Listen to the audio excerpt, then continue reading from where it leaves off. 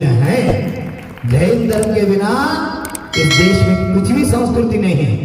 मूल एक ही है, सनातन अनादि काल से। कोई ऐसा एक ही धर्म उसका स्थापना कोई नहीं किया, उसका अंत भी कहीं नहीं होगा। ऐसे दुनिया में एक ही धर्म है, वो जैन धर्म है। इसलिए हम सब भारतीय जैन हैं। कैसे? एक कन्नड़ में हम भजन लिखा है, आप सुनेंगे, कितने समझे आप समझ लो, भाव तो कर सकते हैं। भारत है विश्व गुरु है, भारत है विश्व गुरु है। भरत भगवान भारत भूषण है, भरत भगवान भारत भूषण है। अहिंसा परमो धर्म तिलियो अदर मर्म, अहिंसा परमो धर्म तिलियो अदर मर्म। माडो दाना धर्म कलियो निन्न कर्म, माडो दाना धर्म कलियो निन्न कर्म। नहीं समझ रहे? कुछ भी नहीं समझ रहे आपको? ढोलके वालों को एक माइक तो लगाओ बेटा। ऋषिराज अच्छी तरह बजो बेटा। हाँ चलो, हम सब मिलके भक्ति करेंगे। जो जो हाथ लाए घर से, अगले भाव में हाथ चाहिए और दोनों हाथ उठा के भक्ति करना है। करेंगे? मैं तो भजन बोल रहा, आप ऐसे कर रहे हैं। नहीं समझ रहे हैं? हाँ, भाव तो समझ रहे हैं ना? चलो कैसे भक्ति करेंगे? हाथ उठा के। भारत है विश्व गुरु है, भारत है विश्व गुरु है।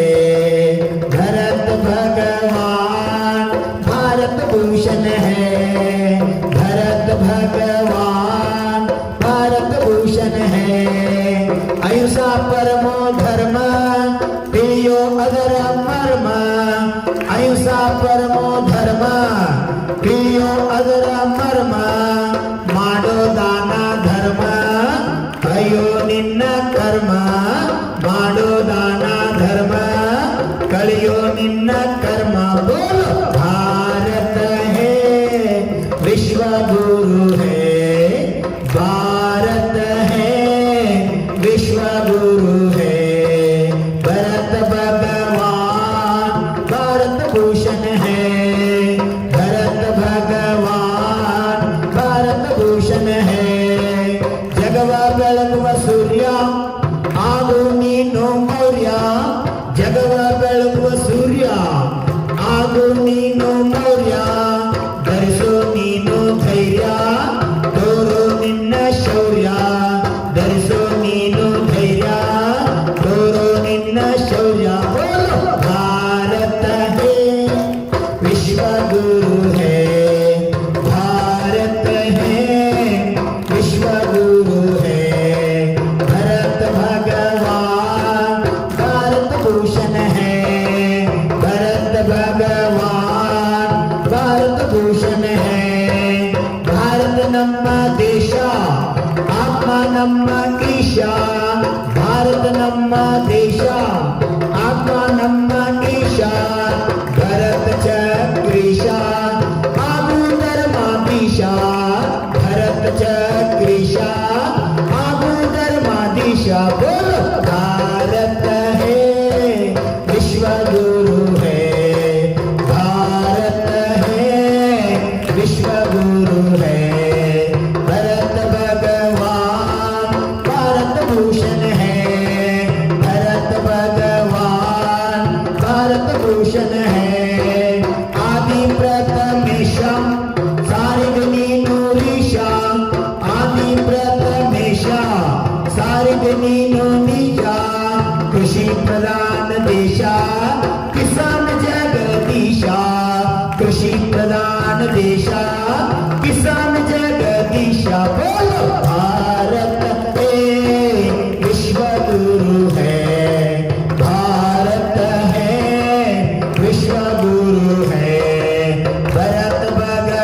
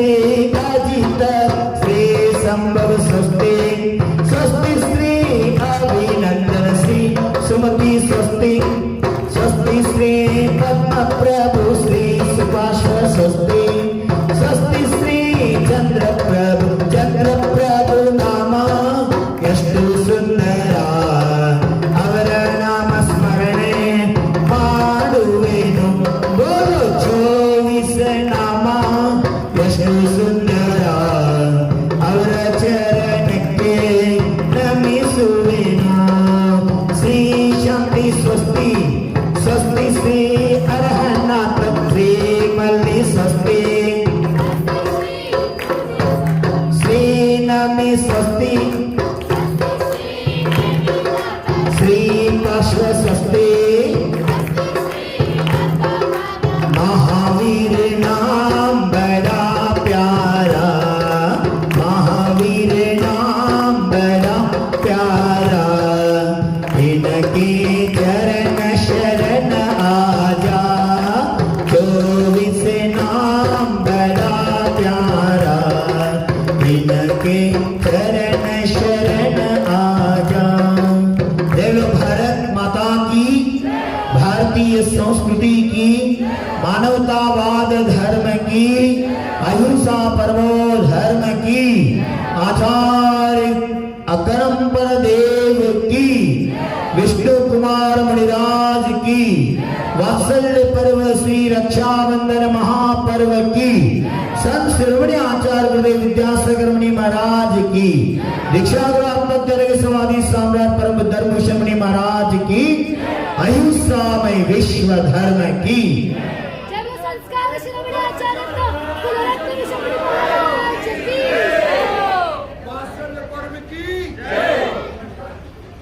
अद्यवा शतके तिथे वर्षाणां वापगच्छतु वपुरे तन्न पंतानं त्यजन्ति सुदियोजना। हे भव्य जीवात्माओं, श्रावण शुक्ल पौर्णिमा आज का दिन पूर्व भारतवर्ष में रक्षाबंधन पर्व की एक पर्व के रूप में मनाया जाता है। ये रक्षाबंधन पर्व सामाजिक पर्व भी है और आध्यात्मिक पर्व भी है। देश की अपेक्षा से इसको राष्ट्रीय पर्व भी दर्जा दिया तो बहुत अच्छा होगा। हमारा भाव भी है भविष्य में ये रक्षाबंधन राष्ट्रीय पर्व के रूप में मानना चाहिए, ऐसे मेरा भाव है। आपका है तो आप अनुमोदन कर सकते हैं। क्यों? ये रक्षाबंधन पर्व एक जाति विशेषता के लिए नहीं है। रक्षा तो सभी का होना चाहिए। भारत ऐसा देश है, इतिहास खोल के हमने देखा तो अनेक बार भारत के ऊपर अन्य राष्ट्रों ने चढ़ाई करके हमको पराधीन बनाया था। फिर भी भारत सबको आश्रय देते देते भारत माता का हृदय इतने विशाल है, शत्रु को भी कभी शत्रु नहीं माना, शत्रु को भी मित्र मान के शत्रु का भी कल्याण सोचने वाले कोई वर्ल्ड में देश है तो एकमेव है, वो भारत देश है, हमारा स्वाभिमान है। इसलिए हम बोलते हैं मेरा भारत महान। भारत क्यों महान है? आचार्य भगवान भी बार बोल रहे वर्तमान में, इंडिया नहीं भारत बोलो। भारत ऐसा देश है, इस भारत देश में प्रथम किसको प्रधानता दिया गया है, इसको भी जानना जरूरी है। आज का जो पर्व है वात्सल्य पर्व श्री रक्षाबंधन, इस पर्व में भी त्याग का महत्वपूर्ण एक घटना आते हैं और भारत का जो राष्ट्रीय ध्वज है तिरंगा, वो तिरंगा ध्वज में सर्वोपरि उच्च स्थान केसरिया वर्ण को दिया गया है। बीच में सफेद और अंत में हरा रंग लिया गया है। देखो, पंचरंग जो ध्वज है उससे पूर्व तिरंगा ध्वज का भी परिकल्पना हमारे देश में हुआ है। जो तिरंगा ध्वज बना हुआ है वो धर्म के बेस पर ही बना हुआ है। जो स्वतंत्र का संविधान हुआ है वो भी धर्म के बेस पर ही हुआ है। हमको तो स्वाभिमान होना चाहिए। जिस देश का नाम भारत है, ये भारत राम के भ्राता भरत से नहीं, हे भारत शकुंतला के पुत्र भरत से नहीं, हे भारत प्रथम तीर्थंकर आदिनाथ ऋषभ देव के ज्येष्ठ पुत्र प्रथम चक्रवर्ती भरत का ये भारत है। हमको स्वाभिमान होना चाहिए। वर्तमान में कुछ कुछ भी चल रहे हैं। रामायण काल में जो भरत हुआ है उन्हीं के नाम से हमारा देश को भारत नाम रखा है, ऐसे भी बोलते हैं लोग। और दुष्यंत राजा रानी शकुंतला की पुत्र भरत के नाम से भी इस देश को भारत नाम अंकित हुआ है, ऐसे भी थोड़े लोगों को कहना है और मत भी है।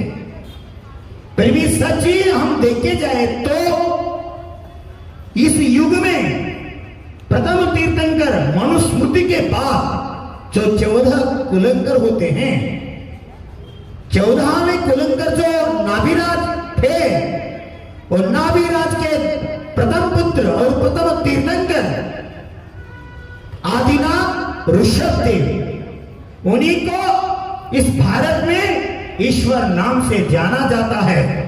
तो मुस्लिम संप्रदाय में भी क्या चलते हैं, आदिम बोलते हैं, आदिम।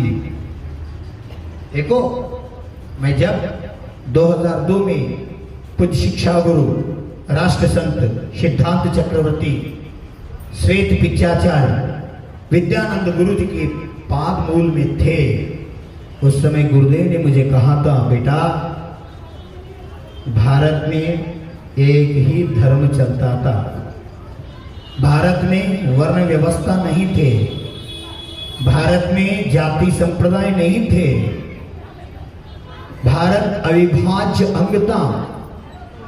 भारत में मात्र 2 जातियां चलते थे, एक पुरुष दूसरा स्त्री। इसके अलावा जाति वर्ण पंथ कुल की परंपरा नहीं थी।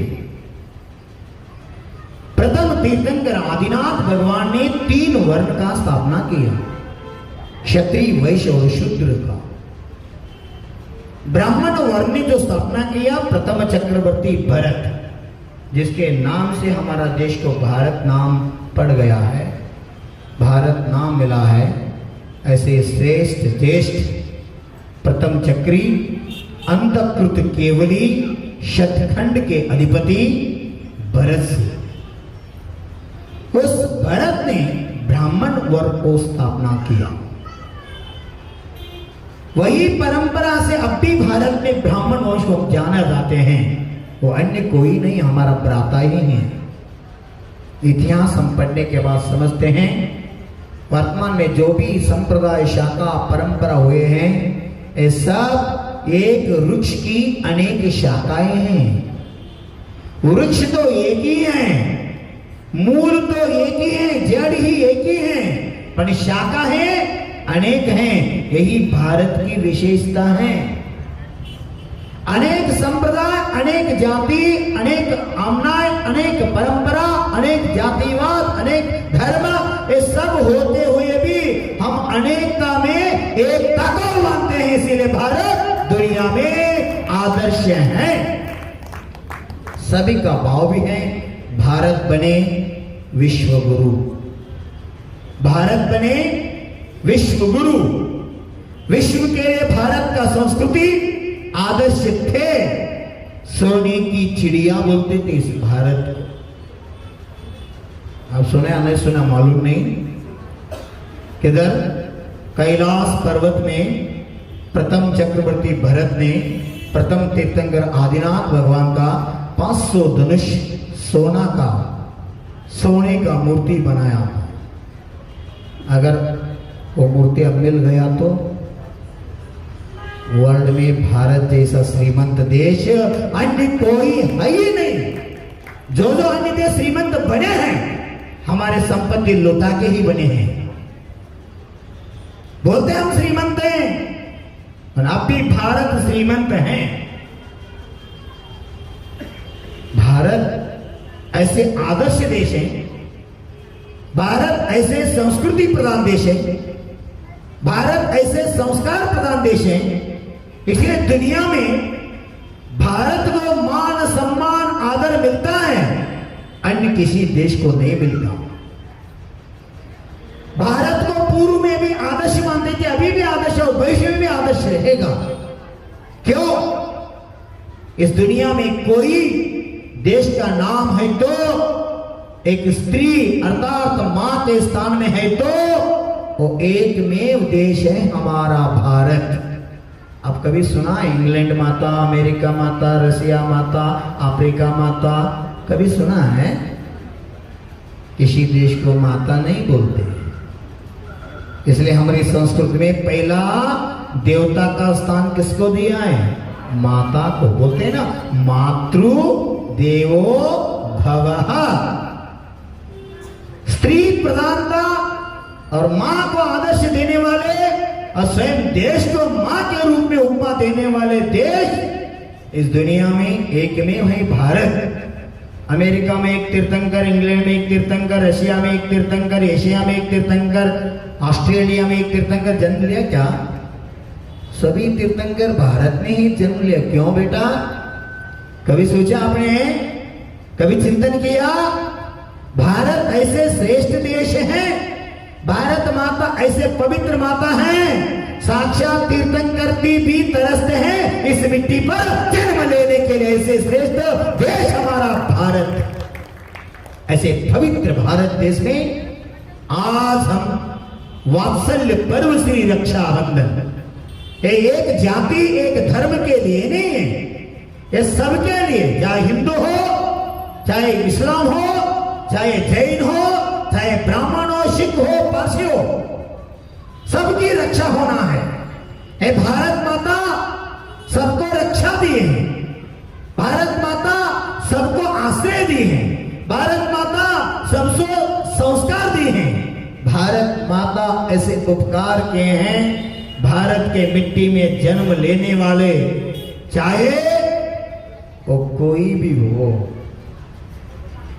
भारत में जन्म लेने वाले को छोड़ दो, लंका में जन्म लेने वाले रावण को भी गोदी में लेकर नमोकार मंत्र करके कल्याण करने वाले देश हमारा भारत है।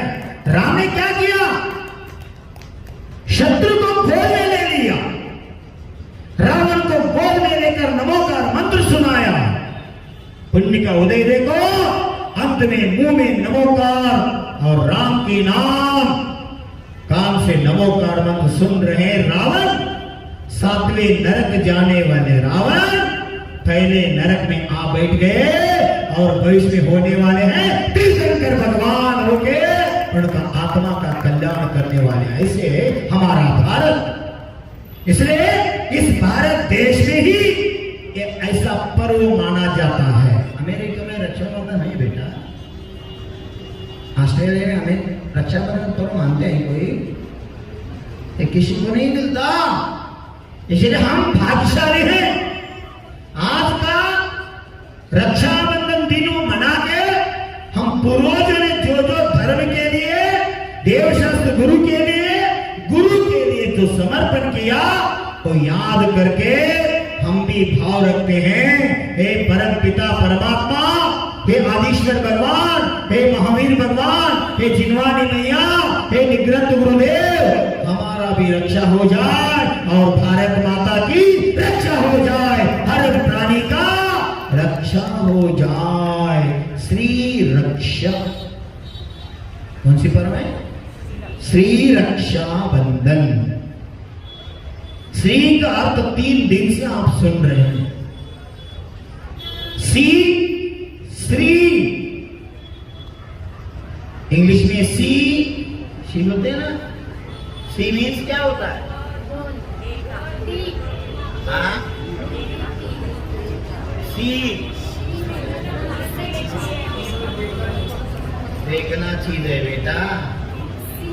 हाँ, किसको देखना?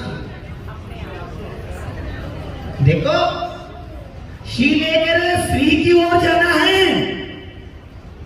श्री, श प्लस र प्लस ई, ये 3 अक्षर मिलकर श्री बना हुआ है।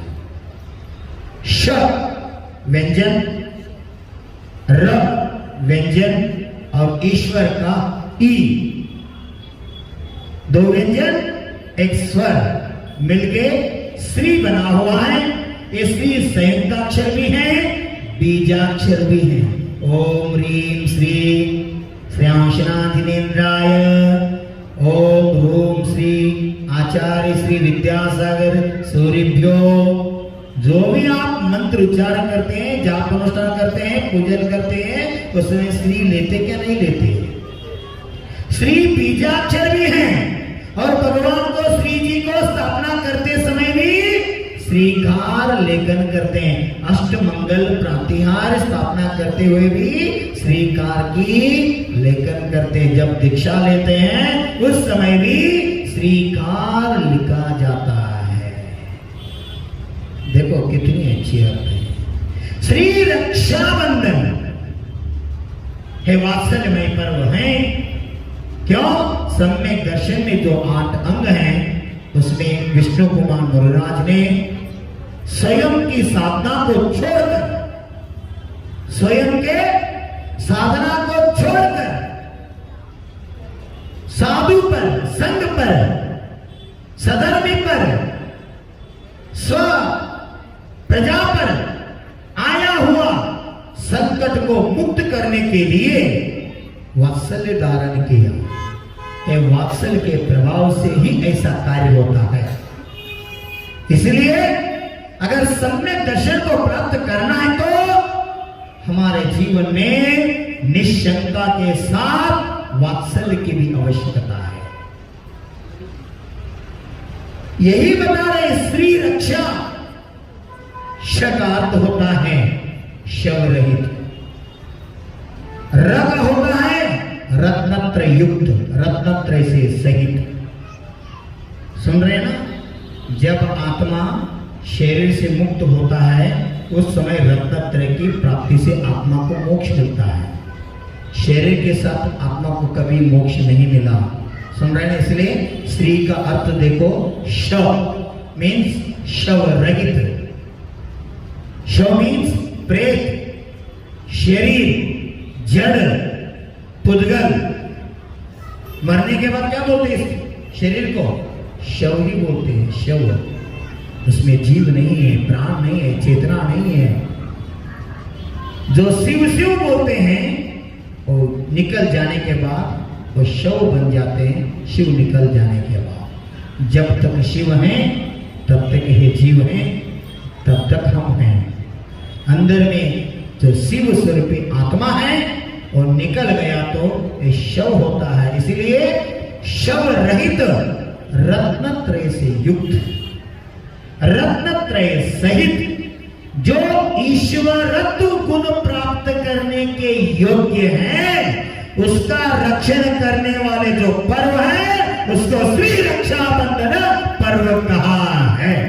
उसका रक्षण करना हमको व्यवहार से, भैया बहनी, पति पत्नी, बंधु, हाँ मित्र परिवार, ये व्यवहार से रक्षा सूत्र बांध के ये संकल्पित होना है।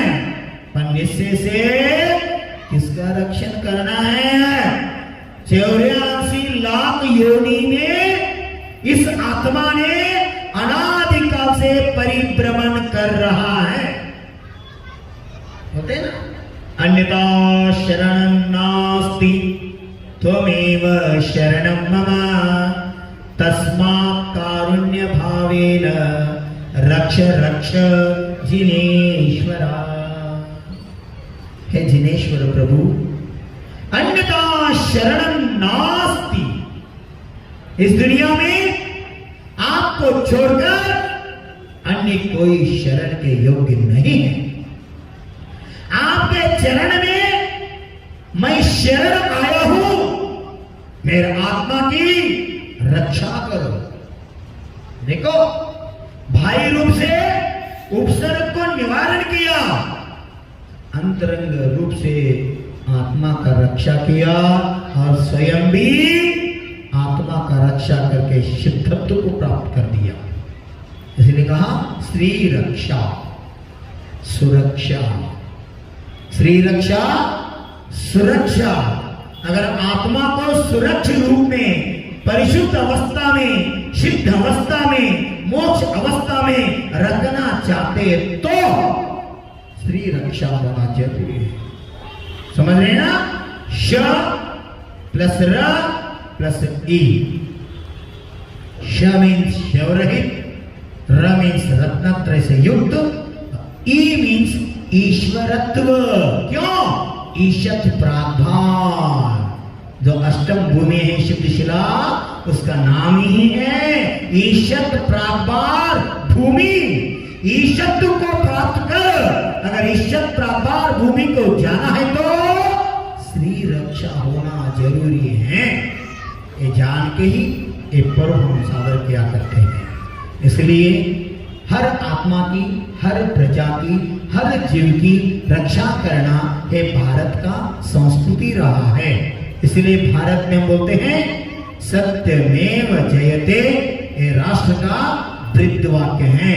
और अहिंसा परमो धर्मः, यतो धर्मः ततो जयः, धर्मो रक्षति रक्षितः।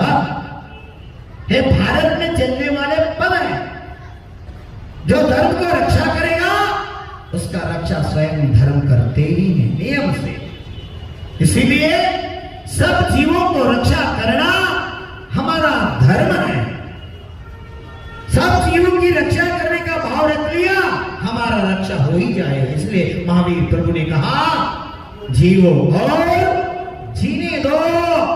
रक्षाबंधन पर्व मात्र श्रावण शुक्ल पौर्णिमा के दिन ही नहीं, एक दिन के लिए रक्षाबंधन सूत्र नहीं। इसलिए हमने जो रक्षा सूत्र को निर्माण किया, उसको मंत्र न्यास पूर्वक और शांति द्वारा बोल के उस पर संस्कार डाल के किया है। हर क्षण हर दिन आपकी रक्षा करे, और जब तक आपके हाथ में नहीं, हृदय में रक्षाबंधन का संकल्प रहेगा, आपका भी देश का भी रक्षा हो जाएगा। एक आर्मी से देश की रक्षा मात्र नहीं होता बेटा, उस आर्मी को अर्थात जवान को जन्म देने वाले हमारी माता भगिनी है। इसी कोख से ही वो जवान का जन्म होता है, इसी से कोख से ही एक किसान का जन्म होता है, और माता के कोख से ही संतों का भी जन्म होता है इस धरती पर। इसलिए भारत को विश्व गुरु भारत माता होने की आवश्यकता है। क्यों? दुनिया में ऐसे संस्कृति देने वाले अन्य कोई देश नहीं है। ये हमारा स्वाभिमान है। अब जाएंगे हम श्री रक्षा के लेकर आत्मरक्षा की ओर, जो रक्षा बंधन पर्व हमें प्रेरणा दे रहे हैं, उसके बारे में जानने के लिए। इसी भरत क्षेत्र आर्यखंड अवंती देश में एक नगर था, उज्जैनी नाम का। उस उज्जैनी नगर के राजा थे श्री वर्म राजा। उनकी रानी श्रीमती रानी थी। श्रीवर्म राजा और श्रीमती रानी उज्जैन ऐसे राज्य चला रहे थे, उन्होंने सब प्रजा को पुत्रवत मानते थे, बहुत धार्मिक थे। धर्म के बिना उनका जीवन नहीं चलता था। अगर कोई साधु संत साध्वी आ गया तो सब राज कार्य भी भूल जाते थे, इतने सेवा में तत्पर रहते थे। क्यों? अभी मैं बोल रहा हूं, यही युग का नहीं है, ये चतुर्थ काल का प्रसंग है। जब धरती पर 22वां तीर्थंकर नेमिनाथ भगवान का तीर्थ काल, शासन काल चल रहा था, उस समय की एक घटना है। साक्षात तीर्थंकर नेमि प्रभु के तीर्थ काल में मंदिर तो भी उसी समय भी थे, श्री जी का पूजन वगैरह चलते थे, पर साधु संत साध्वी आ गया तो स्वयं राजा उसकी पूजा आराधना में समय व्यतीत करते थे। राजा लोग संत की अगुवानी के लिए आगे रहते थे, अभी भी वर्तमान में हो रहे। संत शिरोमणि आचार्य गुरुदेव विहार कर रहे तो राज्य के मुख्यमंत्री भी बिना जूते के आचार्य के साथ 5-5 किलोमीटर चल सकता है। यही भारत आदर्श रहा है अब भी,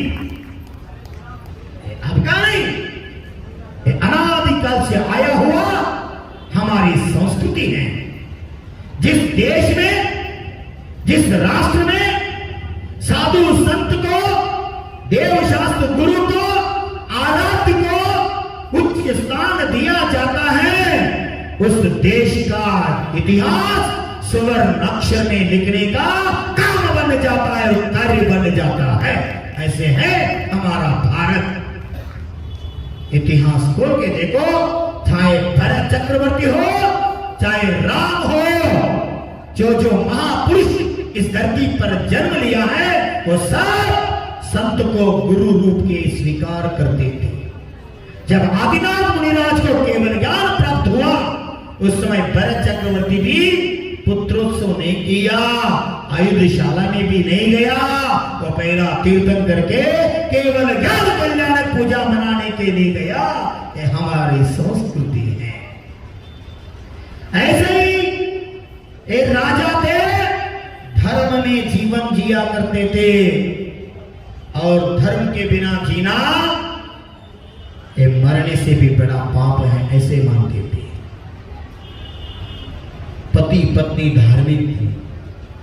एक बार ऐसे वार्ता आ गया, इसी उज्जैनी नगर के उद्यानवन में आचार्य अकंपन आदि 700 मुनिराज का संग आया है। ये वार्ता सुनते सुनते श्रीवर्म राजा क्या किया, सिर पर डाला हुआ मुकुट को उठा के चौरंग पर रख लिया। जिस दिशा में संग आया सुना था, उस दिशा की ओर 7 पग आगे चल पड़ा। उस दिशा में साष्टांग नमोस्तु नमोस्तु नमोस्तु त्रियोग शुद्धि से 3 बार नमोस्तु किया। नमोस्तु होने के बाद कायोत्सर्ग करके प्रजा लोगों को बता दिया, कल सुबह प्रातः काल ब्राह्मी मुहूर्त में हमारे राज्य प्राण से सब प्रजा लोग पर हरिजन परिजन सब जन मिलके आचार्य संघ की दर्शन के लिए जाना है। हे वार्ता सब नगर में भेज दो। नगारी बजा के गली गली में वार्ता फैल गए। सुबह ब्राह्मी मुहूर्त में इतनी प्रजा लोग राज के प्रांगण में आ गया। ऐसे वाद्य बजाते राजा रानी राज परिवार पूर्व प्रजा सब मिलके जा रहे हैं। उसी समय उस श्रीवर्म राजा के राज्य में 4 मंत्रियां थे, बलि, बृहस्पति, प्रहलाद और नमुंशी नाम का। तो चारों अन्य संप्रदाय के थे। और चारों मंत्रियों ने राजा से पूछते हैं, प्रभु इतने वैभव से इतने समाज को इतने प्रजा को लेकर जाने की क्या आवश्यकता, ऐसे क्या है उनमें? मुर्दे ने बताया, इस दुनिया में सबसे श्रेष्ठ मनुष्य पर्याय में पद कोई है तो राष्ट्रपति का पद भी नहीं है, दिगंबर साधु का पद बड़ा है। स्वयं राजा भी महाराज के चरणों में गिर जाता है। हमारे देश त्याग प्रधान देश है। इसलिए भारत के तिरंगा ध्वज में भी पहला वर्ण केसरिया रखा है। केसरी रंग का अर्थ यही बताया है, इतिहास में, संविधान में, जो त्याग का प्रतीक माना जाता है। इस वर्ल्ड में, भारत में नहीं, इस वर्ल्ड में अगर कोई त्याग प्रधान धर्म है तो वो जैन धर्म ही है। जैसे हम जन्म से आए ऐसे ही जा रहे हैं। ऐसे श्रेष्ठ त्याग परंपरा के संदेश देने वाले, इसलिए राजा चारों मंत्री को समझा रहे हैं, वो त्यागी हैं, वो तपस्वी हैं, वो साधु हैं, वो सन्यासी हैं, वो मोक्ष मार्ग में जाने वाले पवित्र आत्मा है, अंतरात्मा है। उनका दर्शन किया तो हमारा पाप कट जाता है। लिखा है आचार्य भगवंत ने पूज्य पाप दर्शनेन जिनेन्द्राणाम साधूनाम वंदनेन च न चिरं तिष्ठते पापम चित्रहस्तेयतोदक। जैसे चित्रहस्त में पानी डाले तो पानी सब गायब हो जाता है, रुकता ही नहीं है। क्यों? चित्रहस्त है। ऐसे ही वीतरागपटु और निग्रंथ गुरु की दर्शन से असंख्यात काल में जो हम पाप किए हैं वो पाप सब मिट जाता है। ऐसे शक्ति जिनेन्द्र भगवान के दर्शन और गुरु की वंदना से होते हैं। इसलिए लिखा गया है बेटा, कोटि पुण्येन लभ्यते साधु दर्शनम।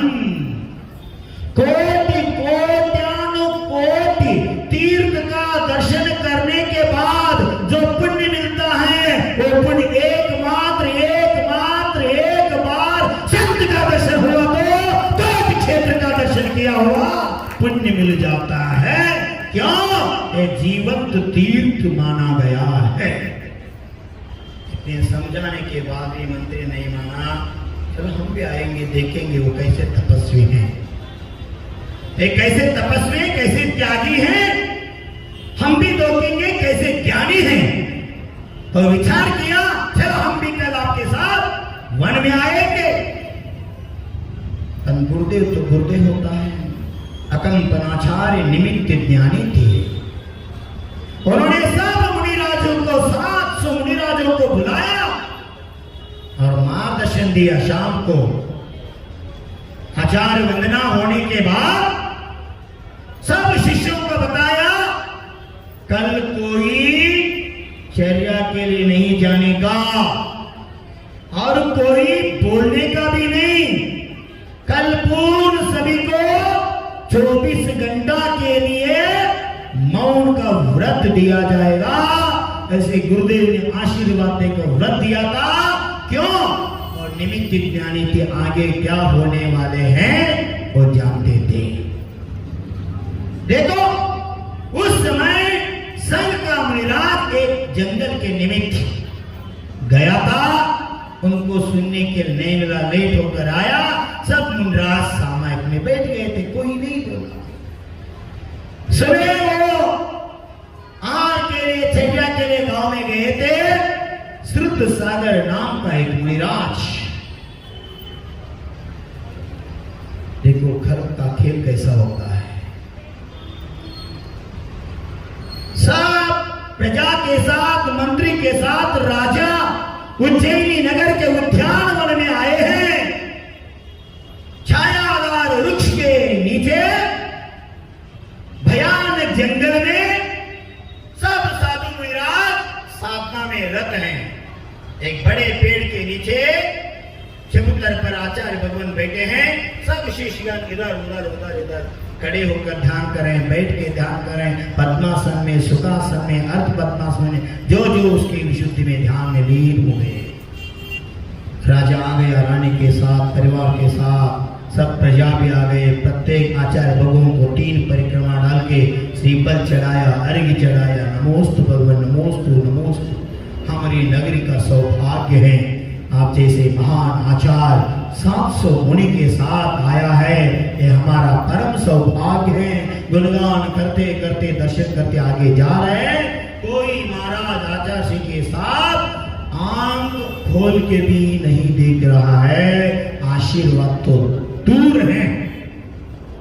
आशीर्वाद देना तो दूर है, आचार्य के साथ साथ कोई मुनिराज आंखें खोल के भी नहीं देख रहे हैं, साधना में रत हैं। राजा तो धन्य मान लिया। क्यों? आचार्य भगवान बोलते तो नहीं, फिर भी ध्यान में लीन हैं। ध्यान में लेते देते देखते देखते राजा को ऐसे आनंद आ रहे हैं, गुरुदेव को मुकुटा देके सब शिष्यों को देके ऐसे आनंद आ रहे हैं। एक तो मुनिराज नहीं है तो आचार्य भगवान ने साक्षात अहंत भगवंत है, ऐसे वीतराग छवि को देखकर आनंद ले रहे हैं। क्या आनंद का स्वरूप! इतने साधना में लीन रहे हैं, रात भर भी साधना और दिन भर भी साधना, कोई हिले ही नहीं, साधना में रत हैं।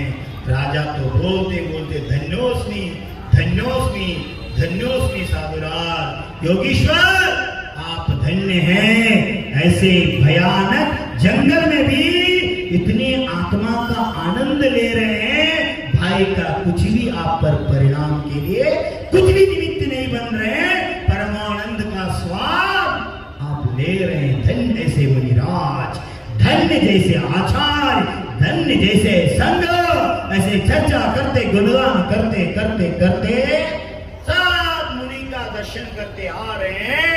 मंत्री लोग बोलते हैं राजा को टीका करके, वो देखा हम आए इसलिए उत्तर देने के नहीं आते, इसलिए मौन बैठे हैं। हाँ, एक ज्ञानी नहीं है, एक तपस्वी है। हमको देख के एक घबरा के चुप बैठ गए। नहीं तो बोलना चाहिए, आप इतने नमोस्तु नमोस्तु बोल रहे हैं, इतने हरि के अर्पण कर रहे हैं, सब कुछ भक्ति कर रहे हैं, हजारों बताएं, फिर भी एक भी साधु आंखें खोल के नहीं देख रहे। ऐसा होता है क्या साधु? अभी कभी कभी ऐसे होते हैं, देखे तो वो भी नाम रखते हैं, नहीं देखे तो वो भी नाम रखते हैं। काहे कभी भी जाओ आंखें बंद कर ही बैठते हैं, इसको कुछ नहीं आते। कायम आशीर्वाद देते बोलिए, बस समाज में घूमे रहते, साधना ही नहीं करते, सामयिक भी नहीं करते, ध्यान भी नहीं करते। ऐसे भी करो, ये दुनिया का नियम बोलेगा ही बोलेगा। फिर भी हमारे भगवान, हमारा आचार्य भगवान कहते हैं जो आवश्यक है, आवश्यक में आप रत रहो, चाहे समाज आपका अच्छा बोले बुरे बोले, समाज से लेना देना नहीं है। आपको कर्म को निर्जरा करके परमात्मा पद की ओर जाना है। आत्मा की कल्याण है तो आपने दीक्षा लिया है, समाज के लिए नहीं। हमको यही वैराग्य की बात, विशुद्धि की बात गुरुदेव सदैव कहते रहते हैं। गुरुदेव बातें सब साधु साधना में रहते, कोई नहीं बोल। राजा बोलते हैं इसका नियम होगा, संकल्प होगा, ऐसे मत बोला। आपको क्या मालूम, हम हानि इसलिए ऐसे किया। कुछ भी राजन नहीं बोला, वापस रिटर्न आ रहे थे। गांव के पास आते आते एक जो श्रुत सागर महाराज जी गांव में आहार के लिए गए थे, वो वापस जंगल की ओर जा रहे थे। उसको चारों मंत्री ने राजा के साथ तो देख लिया और बोलने पड़ा, देखो बैल आ गए, नंदी बैल खा के पी के आ गए, देखो। ऐसे टीकात्मक शब्द से बोल दिया और अनेक प्रश्न भी पूछे। गुरुदेव सुख सागर जी ने प्रश्न पूछते ही उसका तत्काल ऐसे उत्तर दिया, वो चारों मंत्री का मुंह बंद हो गए। राजा को प्रसन्नता आ गया। देखो इतने बड़ा संघ आचार्य भी नहीं, एक सामान्य मुनिराज आपको मुंह बंद कर दिया। साधु क्या होते, तपस्या क्या होते, ज्ञान क्या होते, अब तो देख लिया, अब तो मुंह बंद करो। ऐसे राजा ने चारों मंत्री को बोलते हैं, फिर भी मंत्री को बहुत बुरे लगते हैं, अंतरंग से जलने लगते हैं। क्या करे, रात को नींद नहीं आ रहा, ऐसे वातावरण का चारों मंत्रियों का बन गया। इधर जब श्रुत सागर गुरुदेव आचार्य भगवान के पास जाके, कल तक मुझे गुरुदेव प्रत्याख्यान दे दो, मेरा आहार निरंतर हो गया। बोलते बोलते गुरुदेव के पास बोल दिया, गुरुदेव हम रास्ते में आते आते राजा के साथ साथ चार मंत्री मिल गए। ऐसे बहुत हमारे धर्म का मुनि, परंपरा का, साधु का निंदा कर रहे थे, अनेक प्रश्न पूछ लिया, सबका उत्तर दिया, उनको मुंह बंद करके आया, हमारा धर्म का जीत हो गए। ऐसे उत्साह से गुरुदेव के पास बोल रहे शिष्य। गुरुदेव सुनते हैं घात हो गया, आपने क्या किया? मैंने सबको व्रत दिया था, आप नहीं थे, आप नहीं सुने, आपको ये मालूम नहीं है। जो आपने किया उससे बहुत बुरे कार्य होने वाले हैं, इसलिए आप कल के लिए उपवास और कल एक दिन आपको क्या करना है? खड्गासन में सामायिक करना है, मेरे पास नहीं। जिस रास्ते में आप उनसे वाद विवाद संवाद किया उस स्थान में जाओ, वापस उधर जाकर खड्गासन में साधना करो, यही आपके लिए प्रायश्चित है। ऐसे बता के आचार्य गुरुदेव अकम्पन जी श्रुत सागर को भेज दिया। श्रुत सागर जिस रास्ते में वाद विवाद होता स्थान पर जाके खड्गासन में साधना करते सामायिक में लीन हो गए। रात को बेचैनी हो गया था चारों मंत्री ने। इतने बड़ा संघ में एक नंगा साधु राजा के सामने हमको अपमानित किया, उनको जीवंत नहीं रखने का, उनको जला देंगे। ये संकल्प लेके चारों मंत्री मसाला लेकर रात्रि रात्र उस वन की ओर प्रस्थान किया। रास्ते में ही श्रुत सागर खड़े थे। इतने गुस्सा आ गया, इनसे ही हम अपमानित हुए, पहले इसको देखेंगे। ये विचार करके तलवार निकाला चारों मंत्री ने, एक पांव को डाला, एक कमरे को डाला, एक छाती को डाला, एक गर्दन को डाल दिया। किससे? तलवार से। तीक्ष्ण तलवार लेकर मार रहे हैं, काटने की भाव रखे। आश्चर्य हो गया। नगरवासी यक्ष देवता आकर चारों मंत्री को बंदिश कर लिया और स्टेचू जैसा और रह गए। क्या हो गया देखो, यही जिन धर्म की महिमा है। धर्मो रक्षति रक्षितः। साधु हो, आचार्य हो, आर्य का हो, श्रावक हो, श्राविका हो, कुमार हो, कुमारिका हो, अबाल वृद्ध कोई भी हो, जो धर्म से युक्त है, उन पर संकट आ गया तो स्वयं देवता भी आकर उनकी रक्षा करते हैं। यही सीता के साथ, द्रौपदी के साथ, सती सोना के साथ हुआ है। आपके भी साथ होना चाहिए। अगर उपसर्ग आया तो आप क्या करो? शुद्ध भाव से, श्रद्धा से धर्म किया करो। धर्म से बड़ा इस दुनिया में कोई नहीं है। ये वात्सल्य पर्व रक्षाबंधन भी धर्म की प्रेरणा देते हैं, ये धर्म की अनुक्रिया अनुष्ठान है। इसलिए मैं बोल रहा हूं, ये रक्षाबंधन पर्व मात्र जैनियों का नहीं, भारत का हर प्रजा का धर्म होना चाहिए, राष्ट्रीय पर्व होना चाहिए। राष्ट्र का रक्षण का भी संकल्प हमारे प्रजा लेना चाहिए। ऐसे संकल्पित होने के लिए इसको राष्ट्रीय पर्व मानना आवश्यक है। यही कनारे काम करो, इस रक्षाबंधन के निमित्त एक पत्र लिखो प्रधानमंत्री को। हे माननीय प्रधानमंत्री जी, ये रक्षाबंधन पर्व जो है पर्व एक जाति विशेषता के लिए नहीं है, सबके लिए, प्रजा के लिए, राष्ट्र हित के लिए है। इसलिए इस पर्व को सामाजिक पर्व तो है ही है, आध्यात्मिक पर्व भी है, और इसको राष्ट्रीय पर्व की भी दर्जा मिलना चाहिए। ऐसे भाव करके पत्र लेके तो होता है बेटा। एक बच्ची ने, 8 साल की बच्ची ने एक पत्र लिखवाया था प्रधानमंत्री को। अब तो मीडिया बहुत फास्ट है, प्रधानमंत्री वो पत्र पढ़ लिया, तत्काल बेलगांव कलेक्टर को सूचना दी और बता दिया और रोड होना चाहिए। 15 दिन में काम शुरू हो गया, 6 माह में काम खत्म। एक 8 साल की बच्ची जो किया था उसका उत्तर दिल्ली में बैठकर मोदी ने किया था। क्या किया था? 8 साल का बच्ची पिता के साथ स्कूल जा रहा था। पिता जब दूसरी कक्षा में पढ़ती थी, पिता के स्कूटी पर जा रहा था, रेलवे गेट बंद हुआ था, 108 गाड़ी आ गया, एम्बुलेंस।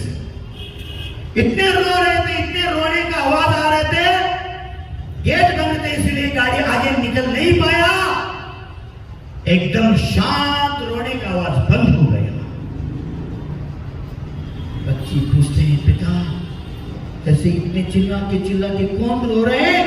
बार बार बच्ची स्कूटी के ऊपर पिता को पूछ रही थी, पर उत्तर देने के समर्थ पिता नहीं था। क्यों? अंदर क्या पेशेंट कुछ भी नहीं समझ रहा था, एकदम रोना बंद हो गया। एक नर्स पीछे उतर के आ गया, क्या मारे, क्या हो गया? सिर को हाथ मार लिया और देने लगा, क्या बोलते हैं, डांटते ना, गाली देने लगा। ये क्या है हमारा सरकार, क्या हमारा अनुशासन? अगर ये ब्रिज होके ट्रेन का कड़ी निकल तो गाड़ी जाता था, ये क्या करे? इसके निमित्त से वो गर्भिणी बच्चा दोनों मर गए। गर्भिणी पेशेंट उस एम्बुलेंस में थे। और नर्स बताने, पिता पुत्री को बताते ऐसे हो गया। वो जाके स्कूल में एक टीचर को बता के पत्र लिखी बच्ची, वो पत्र पढ़ के तत्काल 15 दिन में वो गाड़ी का कार्य प्रारंभ होके वो सदैव गाड़ी चलते जाते हैं, ट्रेन भी अभी चलते हैं, नीचे का रास्ता बना दिया है। भारत में नहीं, एशिया खंड में ऐसे बड़ा रेलवे ट्रैक आपके गांव में, आपके नगर में, कटनी में हो रहा है। यह आपके लिए स्वाभिमान की बात है। हमारे नगर का नाम देश में प्रथम स्थान में आएगा, एशिया खंड में नाम आएगा। होना चाहिए बेटा, आप ये संकल्प करो। इस रक्षाबंधन पर्व के उपलक्ष्य में बच्चा हो, बच्ची हो, माँ हो, पिता हो, परिवार सब मिलके एक पत्र लिख के प्रधानमंत्री को भेजो। रक्षाबंधन पर्व, वात्सल्य पर्व एक सामाजिक नहीं राष्ट्रीय पर्व होना चाहिए। एक विद्यानंद गुरुदेव के प्रयास से महात्मा गांधी का जन्मदिन अभी अहिंसा दिन से ही पूजा जाया जा रहा है। हम मनाना करें, अभी मान रहे भी मना रहे हैं। ये विद्यानंद गुरुदेव का कृपा है। उससे पूर्व अक्टूबर 2 गांधी जयंती के माध्यम से हम स्कूल में करते थे। हम शिक्षक जब थे, अब स्कूल हो, ऑफिस हो, गवर्नमेंट जो भी हो, उधर अहिंसा दिन के माध्यम से ही उसका दिन मनाया जा रहा है। इसका श्रेय आचार्य विद्यानंद गुरुदेव को प्राप्त होता है। आप भी अगर इस रक्षाबंधन के संकल्पित होकर पत्र लिखा, भविष्य में हो सकता है रक्षाबंधन पर्व भी राष्ट्रीय पर्व माना जाएगा, सबका कल्याण हो जाएगा। ये होने की भी आवश्यकता है। शिक्षक से बच्चों का, बच्चियों से शिक्षक का, विद्यार्थियों से विद्यार्थिनी का, विद्यार्थियों से विद्यार्थियों का, ये वर्तमान में सबका होना जरूरी है। एक गलत है मात्र भैया बहनी के लिए रक्षाबंधन नहीं है, सबके लिए। पति पत्नी को भी रक्षा सूत्र बांध सकते हैं और पत्नी पति को नहीं। सासू माँ बहुरानी को बहुरानी सासू माँ, ये करो। ईर्ष्या भाव, देश, असूय, मत्सर, ये सब मिटाना चाहिए और वात्सल्य सबके हृदय में आना चाहिए। जिसके हृदय में वात्सल्य भाव रहता है हर प्राणी के प्रति, वही भविष्य में तीर्थंकर प्रकृति का बंद कर लेता है। तीर्थंकर का महिमा क्या है? भगवान जिस स्थान पर विराजमान होता है, चारों दिशा में 100 योजन तक विश्व मैत्री भाव बन जाते हैं, जन्मजात वैर मिट जाते हैं। गैया का दूध शेर का बछड़ा पीता है और शेर का दूध गैया की पिल्लू पीता है। जन्मजात वैर को छोड़कर मैत्री भाव धारण किया करता है। ये भगवान की महिमा है। अगर हम वात्सल्य पर्व को राष्ट्रीय पर्व मान गया, जो वर्तमान में अत्याचार, अन्याय, भयोत्पादना, जो कुरीतियां चल रहे हैं, इसके लिए सबके लिए फुल पॉइंट लेने का एक महान कार्य भारत में हो जाएगा। ये होने की आवश्यकता भी है। संकल्प लेना जरूरी है। माँ, पिता, पुत्र, पुत्री, भैया, बहिनी, देश के लिए रक्षा हेतु हम सदैव जागृत रहेंगे। यही संकल्प बापूजी का है। रात्र 12 बजे भी हमारा महिला घूमना चाहिए, ऐसे हमारा देश होना चाहिए। उनका स्वप्न था, अब भी नहीं हुआ है। दिन में भी स्वतंत्र से नहीं घूमने की व्यवस्था नहीं हमारे देश में। क्या क्या हो रहा है। देश को स्वतंत्र मिला है, आत्मा को नहीं मिला है, आदमी को नहीं मिला है, प्रजा को नहीं मिला है, मिलना जरूरी है। इसलिए एक पर्व को भी हम आदर्श रूप में माने तो हर जन जन का कल्याण हो जाता है। देखो चारों को देवियों ने बंदिश कर दिया, स्टैच्यू होके खड़ा हो गया।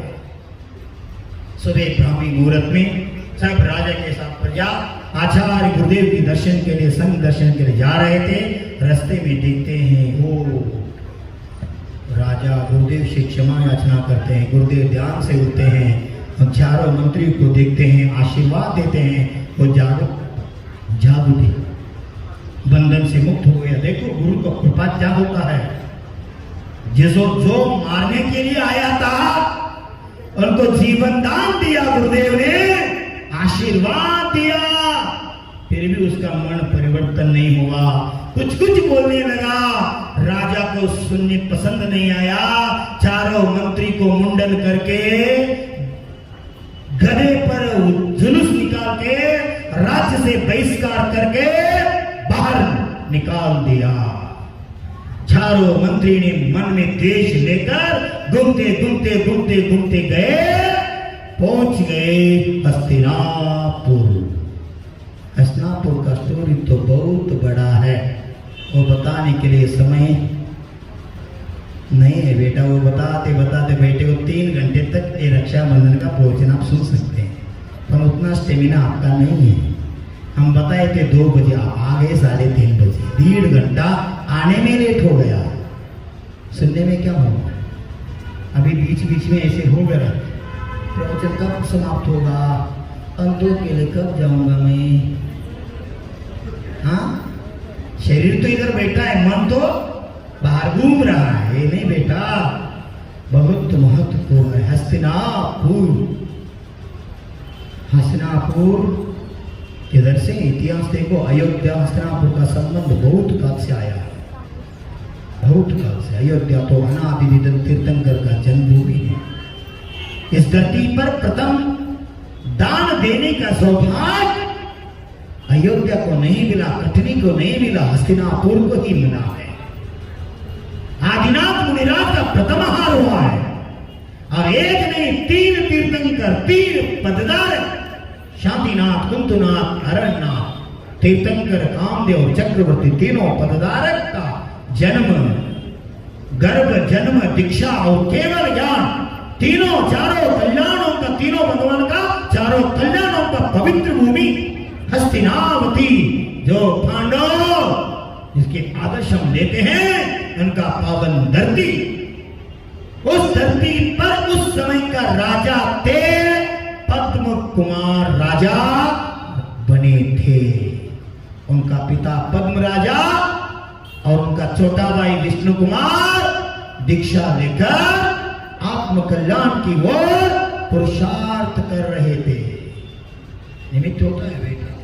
हस्तिनापुर के राजा पद्म, उनका 2 बेटे थे, एक पद्म कुमार और एक विष्णु कुमार। एक दिन आईना के आगे रहे हैं कौन? पद्म राजा। उनके सिर में एक सफेद बाल को देख लिया और वैराग्य आ गया। आपका एक बाल नहीं, सब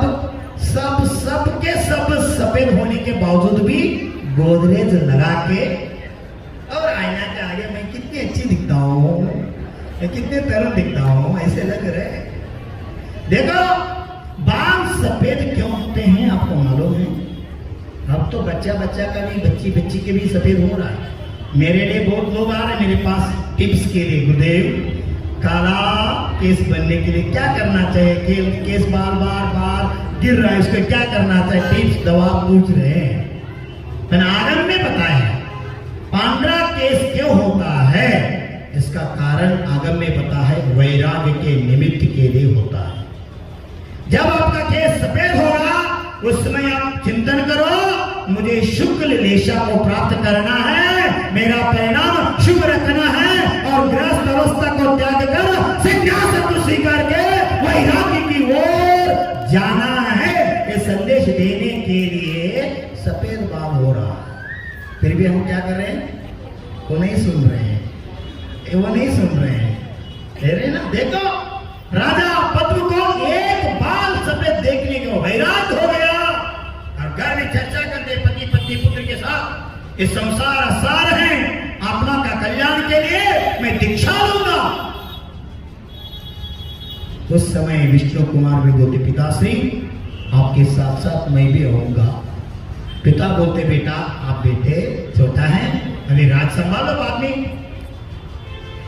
पिता को बोलते, पुत्र आपको जो छोड़ने योग्य है, संसार अग्राह्य है, संसार दुखमय है, ये जान के आप जा रहे हैं, इस दुखमय संसार में मुझे डूबेगा आप? नहीं डूबेंगे। मैं जो आप मार्ग पकड़े हैं वही मेरा मार्ग है। वो निर्णय लेके पिता के साथ घर छोड़ के दीक्षा ले लिया। श्रुद्ध सागर चंद्र नाम का आचार्य भगवान के पास जाकर दीक्षा लिया और विहार करते करते करते धरणी भूषण नाम पर्वत पर साधना करने लगा विष्णु कुमार मुनिराज। पिता भी दीक्षा लेके वो भी साधना में रत थे और राज्य पद्म कुमार बड़े भाई संभाल रहे थे। ऐसे समय में बलि आदि 4 मंत्री ने गांव गांव नगर नगर घूमते घूमते हस्तिनापुर को आ गया। राजा से मिलन होके चर्चा वार्तालाप करके इतने ज्ञान का उस पर प्रभाव पड़ गया और एक प्रसंग संकट आया था, उस संकट में राजा को बचा लिया बलि मंत्री ने।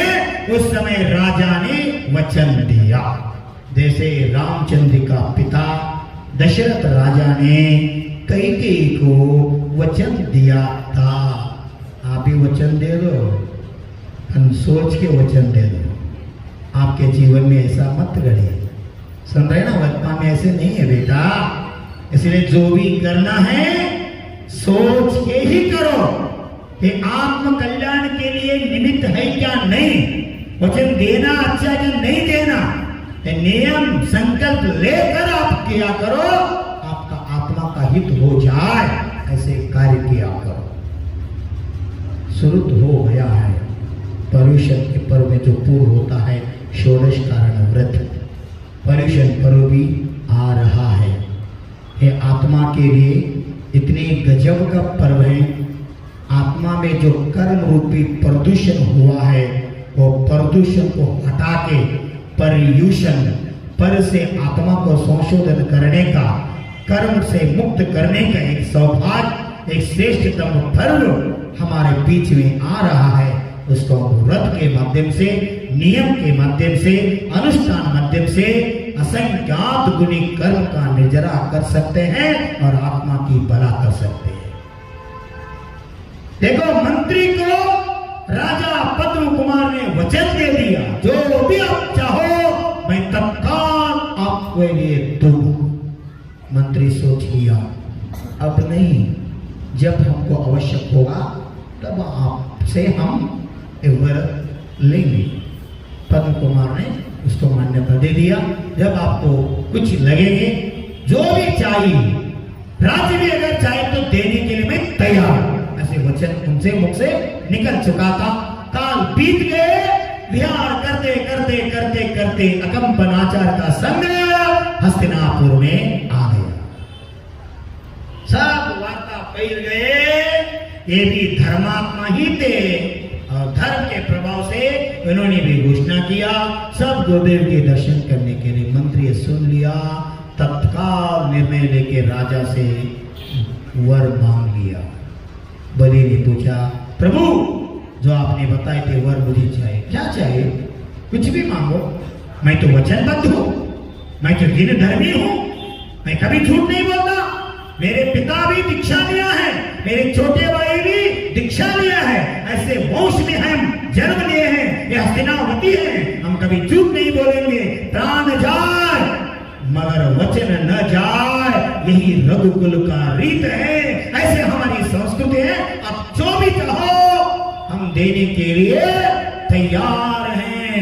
बोलने के बाद बलि ने षड्यंत्र किया। कुमार राजा को बोल दिया 7 दिन के लिए मुझे राज्य दे दो। राजा ने उत्साह से ले लो बोल दिया। आगे का क्या होने वाले इनको भी मालूम नहीं। कर्म का विचित्रता खेल सकता है। मंत्री को राज्य दे दिया। अंतपुर में रानी के साथ रहने लगा। 7 दिन तक आप ही राजाएं, आप जो करेंगे वो करो, हम आपके कार्य में हस्तक्षेप नहीं करेंगे बोल के अंतपुर गए। इधर बलि ने षड्यंत्र रचाया।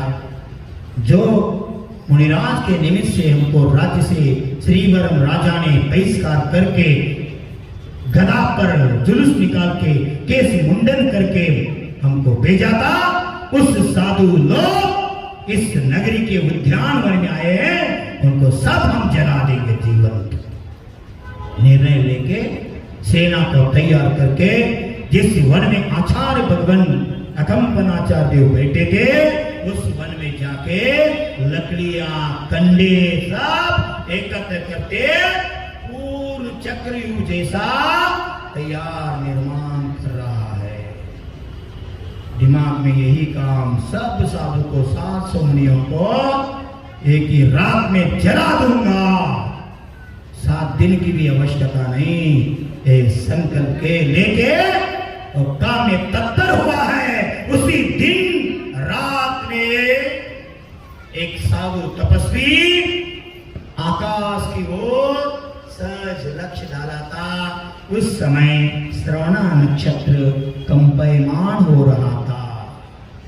जिष्णु सूरी नाम का एक आचार्य भगवान आकाश की ओर देखते देखते श्रवणा नक्षत्र कंपायमान होते हुए देख लिया। बोल दिया। उनका एक शिष्य था क्षुल्लक महाराज ब्राजिष्ण सूरी नाम का, उन्होंने सुन लिया। आप ये क्या बोल दिया? रात्रि मौन होना चाहिए, मौन के समय आप उच्चार कैसे किया? बोलते हैं गुरुदेव क्या कहूं बेटा, बहुत बड़ा अनर्थ होने वाले हैं। क्षुल्लक जी पूछते हैं गुरुदेव क्या अनर्थ होने वाले हैं? जो आपके नगर में 1928 में शांति साहब गुरुदेव चतुर्मास किया है, उन्होंने भी एडवांस बताए थे। वो भी निमित्त ज्ञानी थे। जो शिखर जी में कलिकाल सर्वत नाम से हम जानते हैं, झारखंड के आचार्य महान आचार्य जानते हैं, विमल सागर गुरुदेव भी निमित्त ज्ञानी थे। एडवांस बताए थे वो आचार्य के बारे में भी। जो कलिकाल के तीर्थंकर का स्वरूप, धरती पर भगवान का स्वरूप श्रद्धागुरु विद्यासागर गुरुदेव हैं। और जब ब्रह्मचारी अवस्था में शिखर जी वंदना के लिए गए थे, वंदना करके गुरु के पास आकर दर्शन किया और विमल सागर गुरुदेव देखते देखते ही हाथ रखकर बोल दिया, विद्याधर आपका विचार, आपका त्याग, आपका समर्पण, आपका भक्ति, आपका विशुद्धि बहुत श्रेष्ठ है। आप इस भव में मात्र नहीं, पिछले 6 भव में भी मुनि बन चुके हैं। इस भव में भी आप महान संत बनने वाले। कौन बताए थे? आचार्य भगवान विमल सागर गुरुदेव। किधर बताए थे?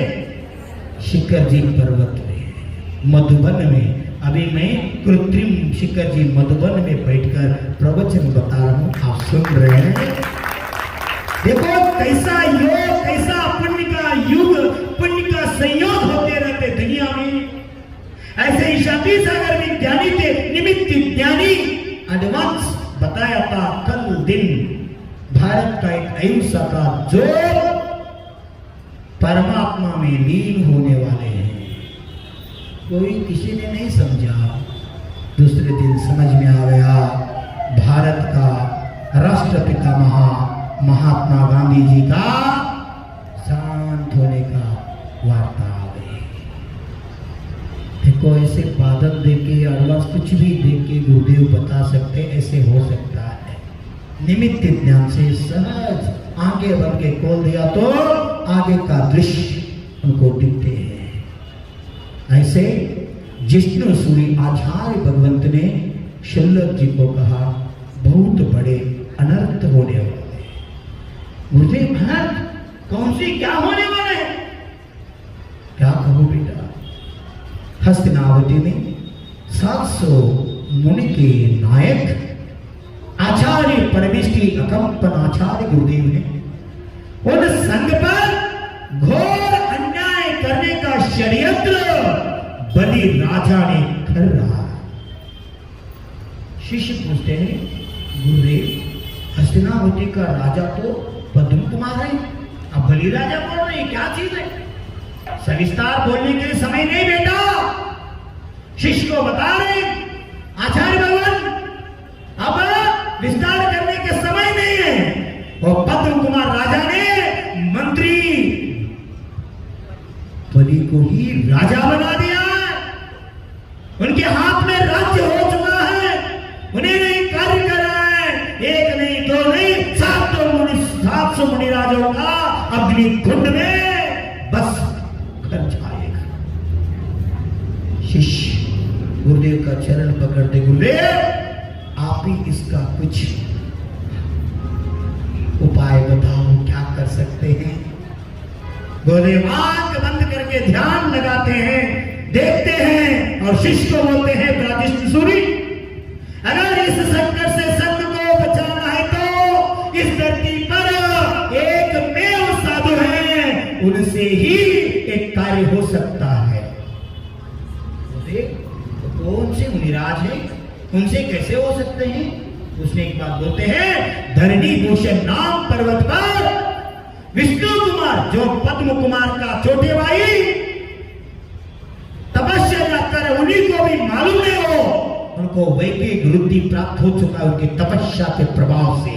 देखो हमारे साधु कैसे थे, भावलिंगी साधु ऐसे होता है, किसी सिद्धि वृद्धि के लिए जाप तप करके उसका दुरुपयोग नहीं करता, ऐसे साधना करते उनको क्या प्राप्त उनको ही मालूम नहीं होता, पर उनके दर्शन मात्र से विश्व का कल्याण हो जाता है। ऐसे संत धरती पर कोई है तो वर्तमान में संत शिरोमणि आचार्य बोले विद्यासागर हमारे तुम्हारे बीच में।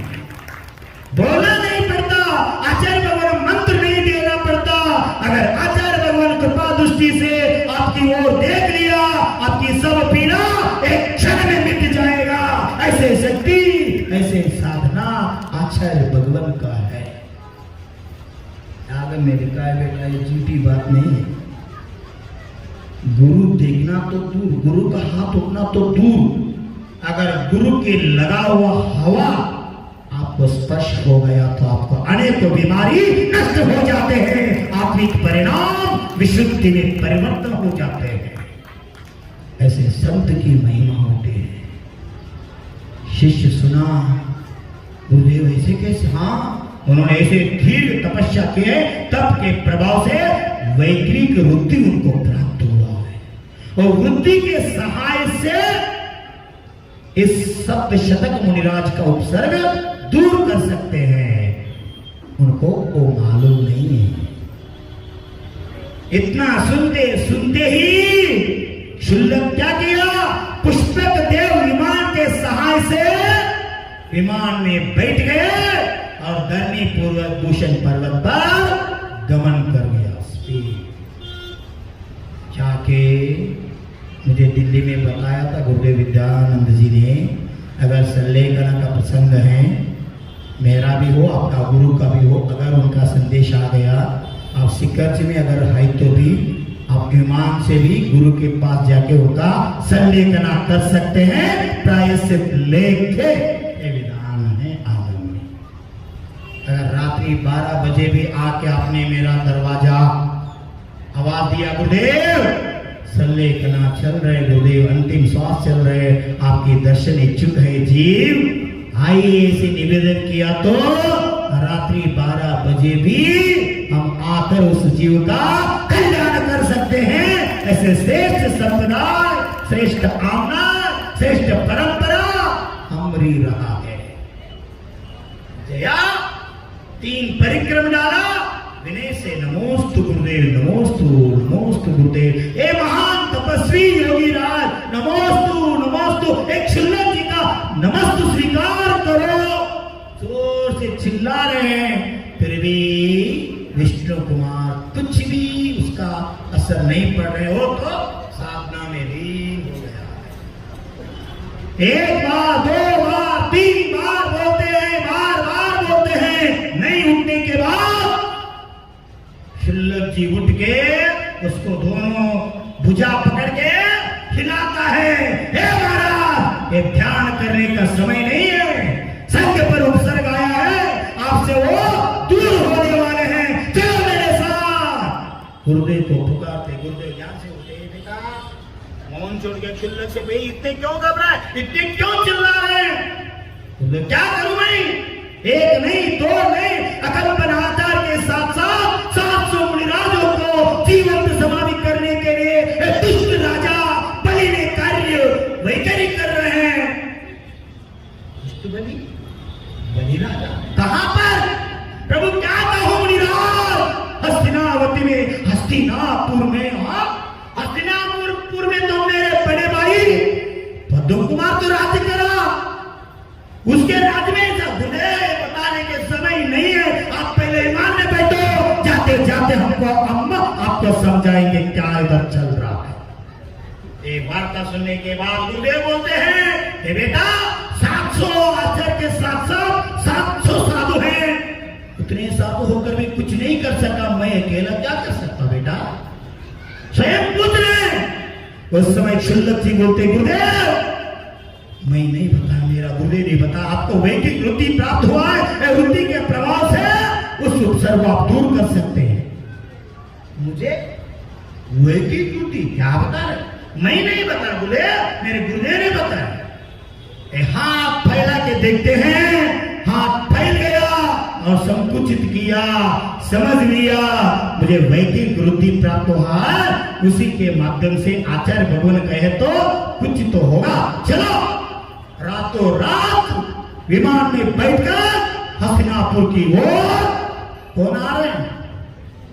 अगर मैं बस में, ट्रेन में, विमान में बैठ के गया तो आप क्या बोलेंगे? प्रश्न साधु, दिमाग खराब हो गए, कुछ कुछ बोलेंगे आप। मैं ऐसे जाने वाले नहीं है, ऐसे मत पकड़ो, हाँ ऐसे मत पकड़ो, ऐसे जाने वाले नहीं है।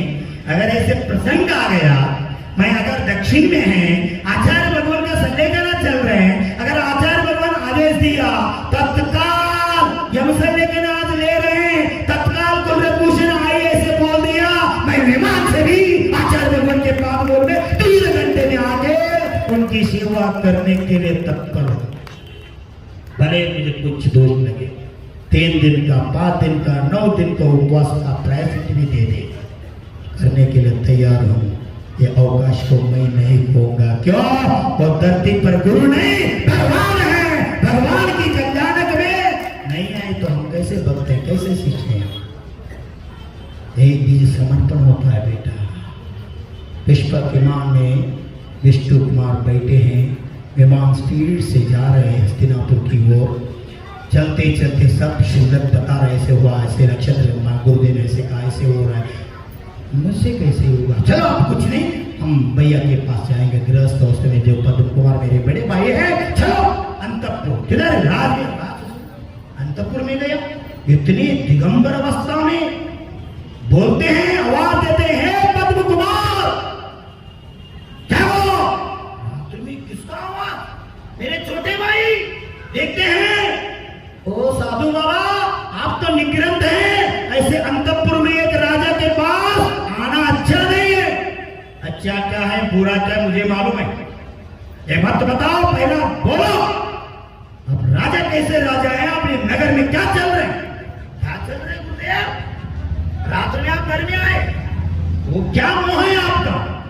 मोह की बात मत करो, इधर मोह की चर्चा नहीं चल रही है, एक त्याग की चर्चा चल रही है। बताओ राज्य किसका है? मेरा। अब मेरा नहीं, किसका है? मैंने बलि को दे दिया। कौन बलि? बताया, यो भगवान। उनके हाथ में देखिए अपने क्या पति के साथ अंतपुर में सो, धिक्कार हो ऐसे भैया मुझे मिला है, धिक्कार हो ऐसे को तिरस्कार बोल रहे, क्षमा याचना करो गुरुदेव, कुछ भी को क्षमा करो, क्या हो गया? आप राज्य में रहकर ये भी मालूम नहीं 700 मुनिराजों पर उपसर्ग हो रहा है, बलि ने षड्यंत्र चलाया है, इतने बोलने के बावजूद भी बोलते हैं भैया, छोटे भाई मुनिराज विष्णु कुमार जी क्षमा करो, इसमें इसमें मेरा कुछ भी नहीं होगा। क्यों? मैं तो वचनबद्ध हूं, 7 दिन के लिए राज दे चुका हूं, मैं कुछ नहीं कर सकता। देखो, राजा होकर भी क्या नहीं कर सकता। उस समय गुरुदेव कब बैठे? चुप बैठे। आप ही बोल रहे हैं ना गुरुदेव, 3 दिन में सब में सिकरी पर्वत हो गया। आप जो भी कर रहे हैं सब हो रहे हैं इतने अच्छे, और इतने संस्कार, इतने पुण्य, इतने साक्षी पुण्य का संचय आप लोग ले रहे हैं, मुझ पर डाल रहे हैं। मैं बोलता हूँ मेरे से नहीं, सब आप कुछ कर रहे हैं, इसका प्रभाव सब तरफ फैल रहे। सबका कल्याण का मार्ग खुला हो चुका। जो जानेगा वही जानेगा। जो भव्यात्मा है, जिसका संसार का अंत का काल आ चुका है, वही इसका लाभ ले रहा है, उसको ही वो मिलेगा। राजा चुप बैठे तो मुनिराज चुप नहीं बैठा। विष्णु कुमार सोचता रहा, बलि तो ब्राह्मण है। ब्राह्मण तो गुरु को इतना मानता है, उसके आगे सब कुछ शून्य है। इसलिए विष्णु कुमार ने निर्णय लिया, अब मैं इस वेश में गया तो उनके साथ मुझे भी जला देंगे। निर्णय लिया, तय लिया, युक्ति चलाया। धर्म पर, गुरु पर इतनी आस्था, पीछे बाजू रख लिया, कमंडल बाजू रख लिया, श्वेत वस्त्र पहनाया, जनेऊ डाल दिया और बाल बढ़ा के सेंडी बना दिया। दूसरा क्या बोलते आप? चोटी जोड़ दिया और दिव्य शरीर कर दिया। क्या बोलते? लघु शरीर कर लिया। और धीरे धीरे नहीं, ऐसे कौन? महावीर भगवान के समूह शरण में इंद्रमूर्ति गौतम आए था ना, ऐसे गर्व से आ रहा था, इतने मन में जोर से आ रहे हैं। गुरुदेव आते आते ही चारों राजा मंत्री के साथ देखते हैं, खड़े होकर बोलते हैं, आइए स्वामी जी, आइए, आपके लिए स्वागत। मेरे गुरुदेव, आइए, हमारा परम सौभाग्य है, साधु के नर यज्ञ में आपके स्वागत। उचित सम्मान दिया, स्वागत दिया, बैठने के लिए विनय निवेदन किया। बलि राजा धरती पर बैठ के हाथ जोड़ के प्रणाम करके बोल रहे हैं, गुरुदेव जो भी चाहे आप बोलो, मैं देने के लिए तैयार हूं। पावन वेशधारी मुनिराज सोचते हैं, अंदर अंदर हंसते हैं, मेरे लिए देने के लिए आपके सामर्थ्य नहीं है, फिर भी पूछ रहे हैं क्या चाहिए, पूछो, जो भी पूछो मैं देने के लिए तत्पर हूं। 7 दिन के लिए मैं राजा बना हूं, कुछ भी मांगो। गुरुदेव बोलते हैं, अगर मुझे देना ही चाहते हैं तो मात्र 3 पग जगह दीजिए मेरे चरण रखने के लिए। अंदर अंदर बलि सोच रहे, पागल हो गया कब मेरा गुरुदेव, मैं राजा हूं यही नहीं जानते है, कुछ तो मांग सकते हैं। बोल रहे हैं और कुछ भी मांगो गुरुदेव, ये क्या चीज है? 3 पद, कुछ भी मांगो, देने के लिए मैं हूं। पद राजा बलि हंसते बोलते हैं, वामन विस्तार मुनिराज, कुछ नहीं चाहिए, 3 पग रखने के लिए, चरण रखने के लिए जगह चाहिए। गुरुदेव ले लो। उस समय विष्णु कुमार वामन वेशधारी मुनिराज ने तनु विस्तार किया। रामायण में देखा है ना आपने, हनुमान क्या किया? रामायण में देखा, यही देखा है, हनुमान तो जन्म से ही वैकृत शरीरधारी थे, इसलिए विमान में से गिरकर भी पत्थर टूट पड़ा था। विष्णु कुमार मुनि को जन्म से नहीं था, तब से प्राप्त हुआ था। वैकृत बुद्धि अलग है, वैकृत शरीर अलग है। विष्णु कुमार मुनिराज को वैकृत रुद्धि प्राप्त हुआ था। रुद्धि के सहाय से इतने बड़ा शरीर बना दिया, छोटी सी लाल चींटी भी उसके आगे छोटी दिखती है। ऐसे बलि दिख रहा है, वामन वेशधारी मुनिराज को इतने विशाल काया बना दिया। एक पैर मानसोत्तर पर्वत पर, एक पैर विजयार्थ पर्वत पर रख लिया, तीसरे पैर रखने के लिए जगह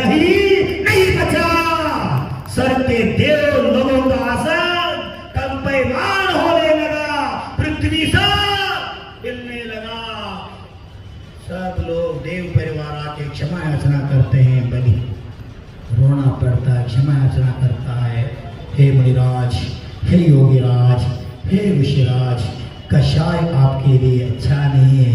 कषाय होना तो भी संज्वलन आपकी होता है। हम जीवों पर, इस पृथ्वी पर असंख्य जीव का घात हो रहा है। स्वर्ग के देवों का आसन में कंपायमान हो रहा है।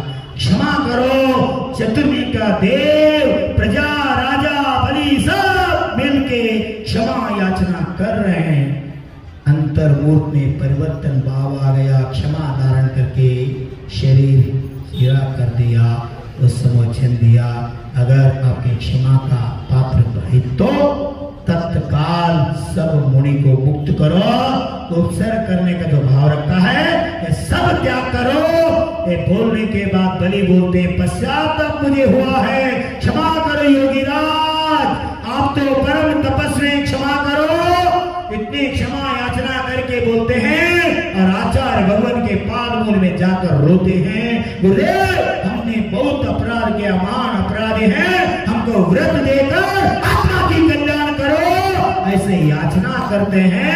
गुरुदेव उनको भी आशीर्वाद देते हैं। विष्णु कुमार वापस स्वावस्था में आकर कपड़े वगैरह हटके गुरु के पास निकृंत जैनेश्वरी दीक्षा फिर लेते हैं।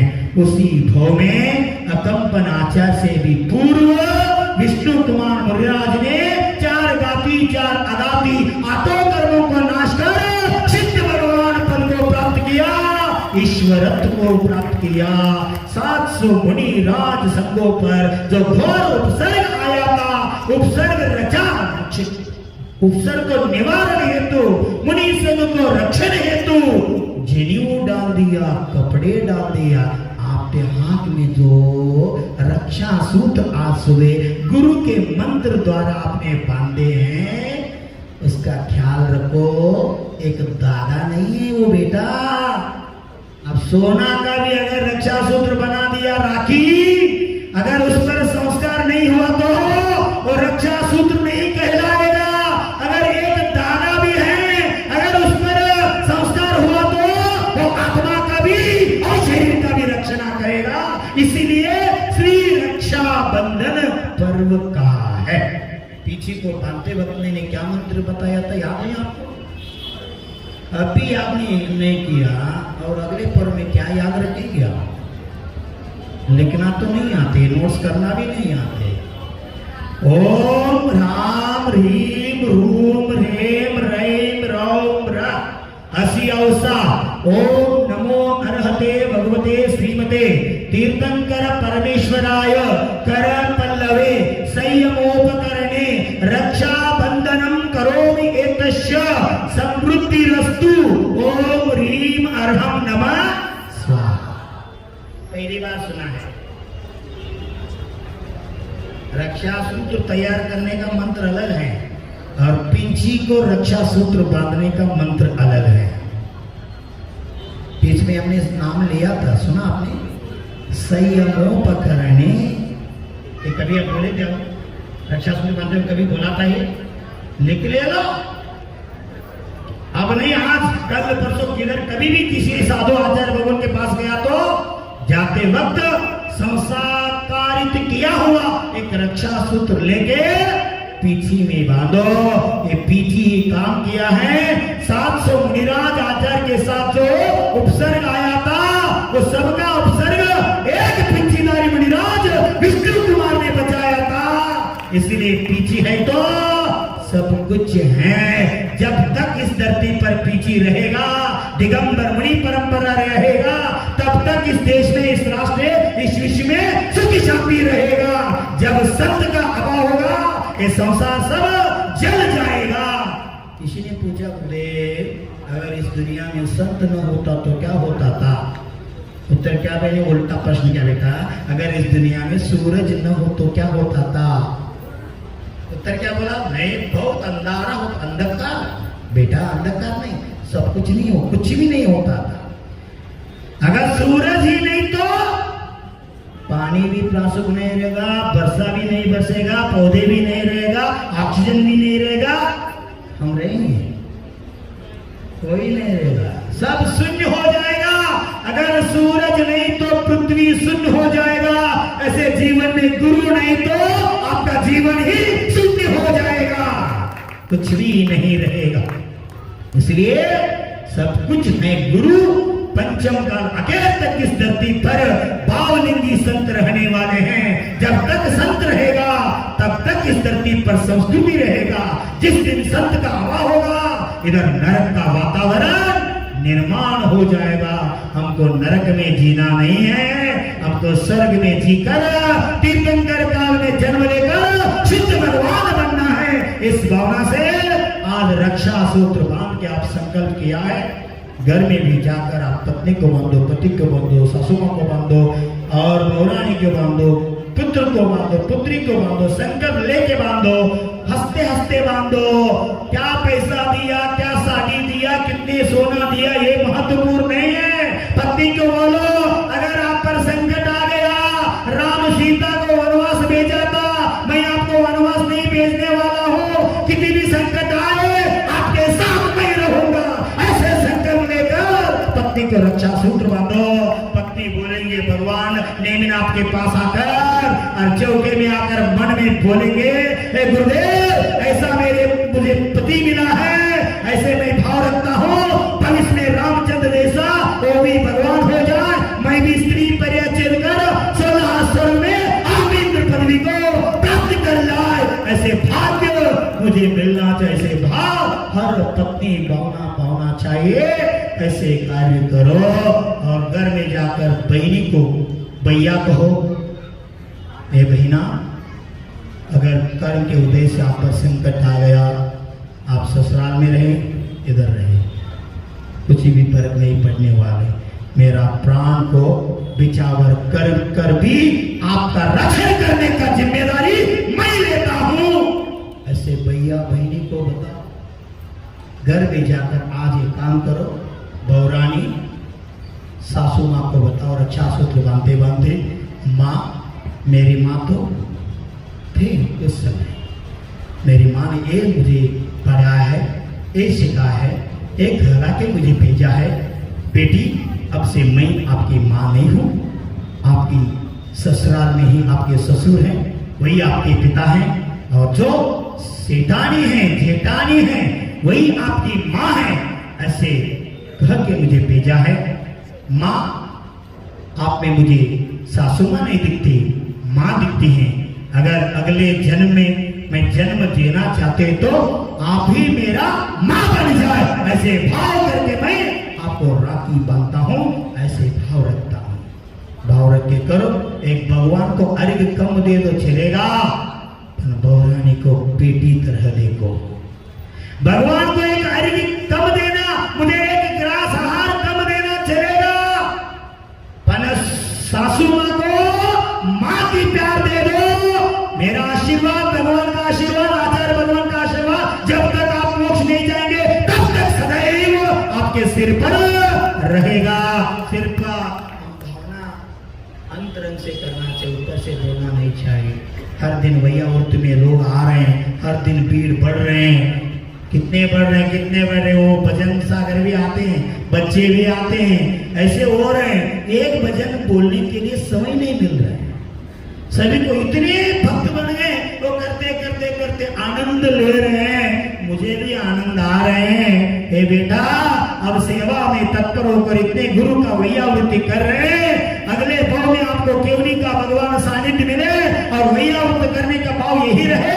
आपका भी तीर्थंकर प्रवृत्ति बंद होकर इस संसार से मुक्त होने का योग्यता आपका आत्मा के प्राप्त हो जाए। छोटे बच्चा को लेकर अज्जा वयो वृद्ध तक लोग उसमें आनंद लुटा रही होना चाहिए। ये आवश्यक भी है।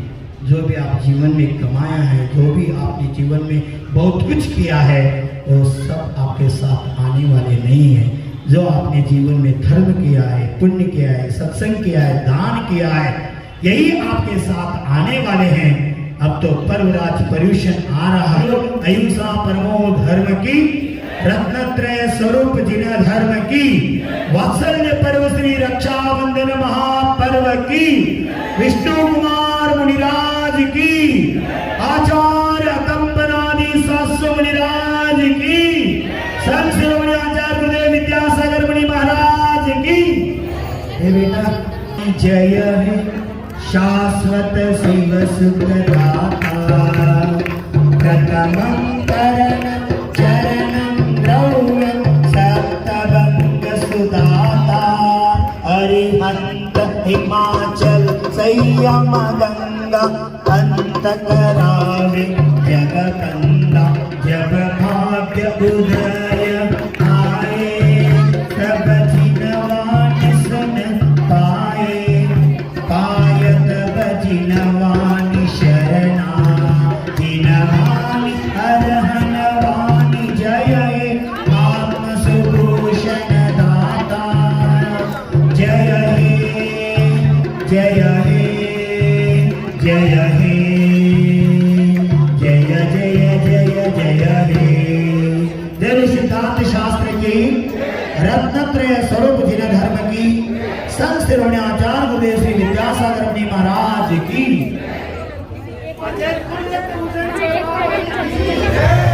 एक भजन लिखा है हमारे भक्त ने, उसमें भाव क्या है वो सुनो, आरती करके आपको घर जाना है।